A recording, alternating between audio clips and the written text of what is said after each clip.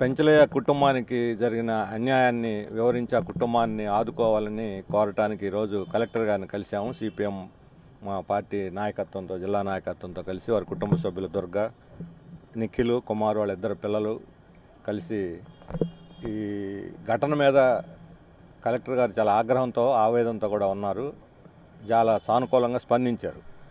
మేము కోరిన విధంగా 50 లక్షలు సహాయం అందించడానికి ప్రభుత్వానికి వెంటనే రాస్తాను, వీళ్ళంత వరకు తన పట్టుబట్టైనా తెప్పించడానికి ప్రయత్నం చేస్తానని. అలాగే ఈమెకి 10th క్లాస్ వరకు చదివారు దుర్గా, ఆమెకి అక్కడ ఏది ఖాళీ ఉన్నా వెంటనే ఆ పోస్టు తనే చొరవ తీసుకుని ఉద్యోగం చూపిస్తా ఉన్నారు. వాళ్ళ పిల్లల చదువు బాధ్యత కూడా తను చూస్తూ ఉన్నారు. దళిత కుటుంబానికి చెందినది కాబట్టి చట్టరీత్యా వచ్చేటువంటి అన్ని ఇతర సౌకర్యాలు కూడా కల్పిస్తామని చెప్పారు. వీళ్ళ పేరుతోటి ముగ్గురికి 3 ఎకరాలు ఇవ్వాలని చెప్పి కూడా మేము కోరాము. దాన్ని కూడా తాను ప్రాసెస్ చేస్తానని చెప్పారు.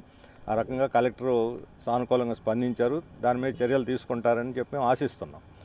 ఇది ప్రభుత్వం యొక్క బాధ్యత కూడా. మొత్తం ఈ ఘటనలో ఈరోజు నెల్లూరు జిల్లాలో ఈ నార్కోటిక్స్, ఈ గంజాయి చాలా తీవ్రంగా చిన్నపిల్లల మొదలుకొని స్కూళ్ళు, కాలేజీలు, ఇంజనీరింగ్ కాలేజీలు వీటన్నిటిలో కూడా చాలా విస్తృతంగా వ్యాపించింది. దీని మీద స్పెషల్ స్క్వాడ్స్ వేసి చర్యలు తీసుకోవాలని చెప్పి కూడా మేము కోరాము. ఆయన ఎస్పీ తోటి మాట్లాడి దీనికి తగిన చర్యలు తీసుకుంటామని చెప్పని, తప్పనిసరిగా వెంటనే మాట్లాడి కఠినంగానే వ్యవహరిస్తామని చెప్పని ఆయన హామీ ఇచ్చారు. ఈ సమస్య రాష్ట్రవ్యాప్తమైనటువంటి సమస్య.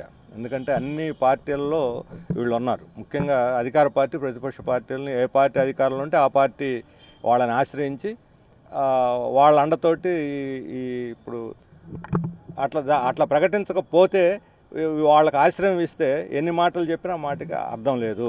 అందుకని రాష్ట్ర ప్రభుత్వం కూడా సీరియస్గా దీని మీద స్పందించి యాక్షన్లో దిగాలని చెప్పని, అలాగే ఈ కుటుంబాన్ని ఆదుకోవడానికి ముందుకు రావాలి. ముఖ్యంగా హోమ్ మినిస్టర్ కానీ, ముఖ్యమంత్రి కానీ ఎవరో ఒకరు వచ్చి ఈ కుటుంబాన్ని కూడా పరామర్శించి వారికి ధైర్యం, ఒక భరోసా కల్పించాలి.